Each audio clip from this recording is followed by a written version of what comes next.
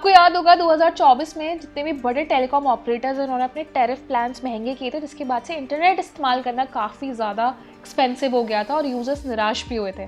अब इसी बीच 2025 में एक नया अपडेट मैं आपको दे देती हूँ कि 1 फरवरी से अब टीवी देखना भी महंगा हो जाएगा। सो आपने ये देखा होगा कि आजकल OTT प्लेटफॉर्म्स का ट्रेंड कितना ज़्यादा बढ़ गया और जिसकी वजह से हमारा टीवी देखने का कंजप्शन भी बहुत बढ़ा है। मैं लाइव टीवी की बात नहीं कर रही हूँ, मैं मेजरली बात कर रही हूँ OTT चैनल्स की।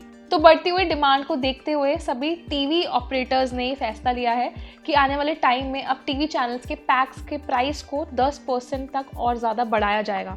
मतलब अब टीवी देखना पहले से ज़्यादा और महंगा होने वाला है और ये नए नियम 1 फरवरी 2025 से लागू हो सकते हैं। सो रिपोर्ट में बताया गया है कि OTT चैनल्स के ट्रेंड को बढ़ता हुआ देख जितने भी टीवी ब्रॉडकास्टर्स हैं उन सब ने मिलकर ये ऐलान किया है कि अब टीवी चैनल्स के दाम को बढ़ाया जाएगा। मतलब जैसे आप पेड DTH चैनल्स का इस्तेमाल करते हैं, उनका रिचार्ज कराते हैं, तो उसमें अब आपको 10% तक ज़्यादा पेमेंट करनी होगी। तो मुझे लगता है आप में से बहुत से लोग हैं जो ये न्यूज़ सुनकर या इस अपडेट को जानकर निराश हो जाएंगे। तो ये बात फैक्ट है और ये देखा भी जा सकता है कि मेजॉरिटी लोग आज के टाइम में OTT चैनल्स का इस्तेमाल करते हैं। इवन टीवी ब्रॉडकास्टर्स ने भी ये दावा किया है कि कंटेंट कॉस्ट में लगातार बढ़ोतरी की जा रही है, जिसकी वजह से उनको क्वालिटी को कॉम्प्रोमाइज़ नहीं करना है, क्वालिटी मेंटेन करके रखना है। और यही वजह है कि आने वाले टाइम में जितने भी पेड सब्सक्रिप्शंस हैं उनको और ज़्यादा महंगा किया जाएगा।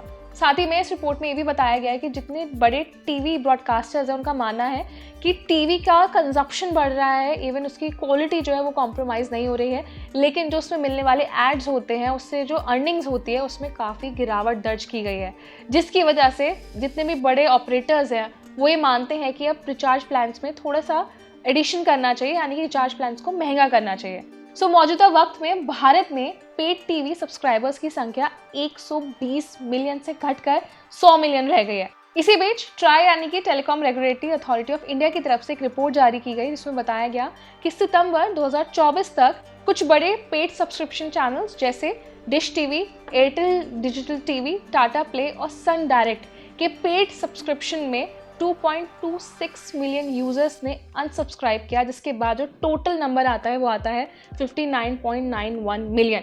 अब इसमें देखना ये है कि भाई सब्सक्रिप्शन रेट तो कम हो रहा है, लेकिन फिर भी कंपनीज ये फैसला ले रहे हैं कि सब्सक्रिप्शन को बढ़ाना चाहिए। मुझे ऐसा लगता है कि सब्सक्रिप्शन बढ़ने के बाद बहुत से ऐसे यूजर्स हैं जो OTT प्लेटफॉर्म्स यानी कि जितने भी पेड सब्सक्रिप्शन वो लेते हैं उसको अनसब्सक्राइब कर सकते हैं। तो आप ये बताइए कि जितने भी बड़े टेलीकॉम ऑपरेटर्स हैं क्या ज़्यादा OTT कंजप्शन होने की वजह से और क्वालिटी को कॉम्प्रोमाइज़ ना करने की वजह से क्या प्लान्स के रेट्स बढ़ाने चाहिए? सो अपना ओपिनियन हमें कमेंट सेक्शन में ज़रूर दें। साथ ही जितने भी आपके आसपास के फ्रेंड्स हैं जो OTT चैनल्स पे बहुत ज़्यादा कंटेंट स्ट्रीमिंग करते हैं ना, उन्हें अवेयर करें कि भाई अब फरवरी से आपको ज़्यादा अमाउंट पे करना होगा।